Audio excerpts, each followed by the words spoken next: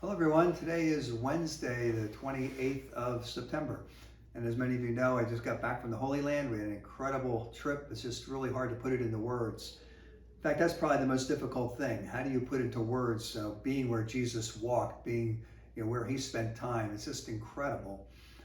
Just a couple highlights for me. Certainly being out on the Sea of Galilee was a highlight for me.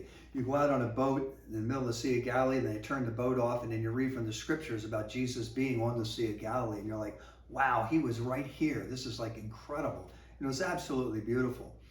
And we had a mass there outside facing the Sea of Galilee. So as we had mass, you could see the Sea of Galilee right there in the distance. Just absolutely beautiful. But I think personally, the most beautiful part for me was one day my two of my sisters went with me and my brother-in-law, and one of my sisters is a religious, Sister Sarah, and then my sister Marcy and my brother-in-law Jim. We went to the Holy Sepulchre early in the morning to try to say Mass there. Just kind of showed up. So we show up there, and this guy's working, cleaning the floor, and he's pointing all the different people who are coming in the crowd. No, you can't go on this side. I'm cleaning or whatever.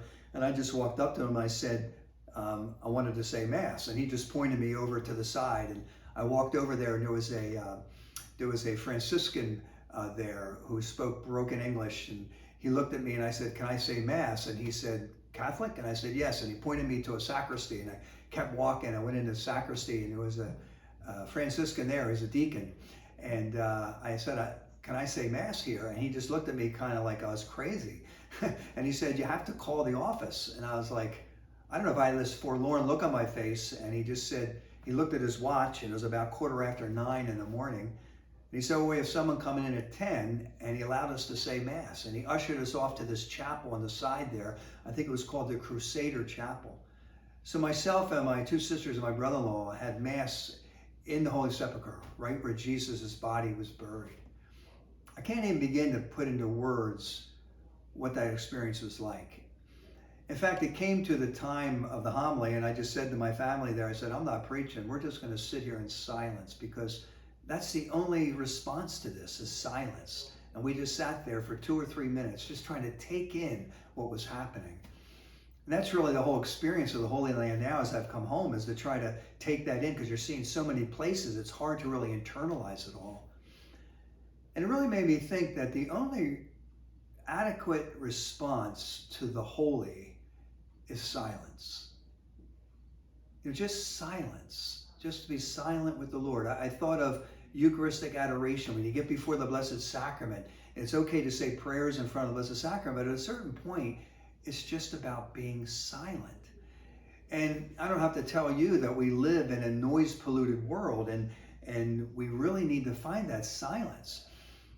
And I was thinking of C.S. Lewis's book that you've all heard of, I'm sure, called The Screwtape Letters, where a uncle and a nephew are speaking to each other, and they're both devils. And the uncle is trying to teach the nephew, whose name is Wormwood, the way to bring human beings over, to the dark side, if you will. And I want to just quote a couple lines here from C.S. Lewis's work. And here's one of the devils speaking. And the devil says, this is the uncle: "Music and silence, how I detest them both." You know how good music can just bring you in touch with the divine. "Music and silence, how I detest them both. Hell has been occupied by noise, noise." And then in the end, he says to Screwtape, again a quote, "We will make the whole universe a noise in the end. The melodies and silences of heaven will be shouted down in the end."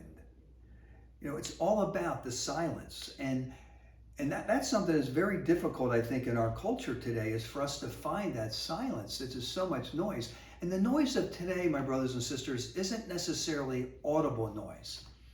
It's the noise of distractions. It's the noise of advertising, all those numerous things of the media that's just trying to get our attention. And there's nothing wrong with the internet. There's nothing wrong with cell phones. But in the end, these instruments are really trying to distract us, and they distract us from God. So the question becomes, are we giving ourselves enough time for silence?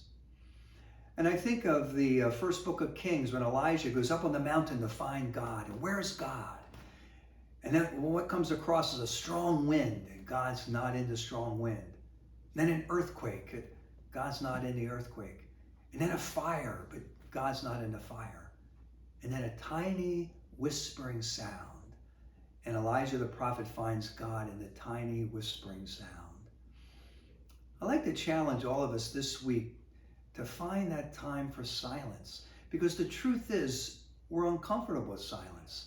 And we get a little bit of silence, the gift of silence in our lives, and we distract ourselves because we're uncomfortable with silence. But that's where we find God. That's where we find the divine, in that silence. This week, give yourself the gift of silence. Turn off all the media, even if just for 5 minutes, and just dwell in the presence of God in silence, because that's where He is. We will find God in the tiny whispering sound. The question is, are we listening? God bless you.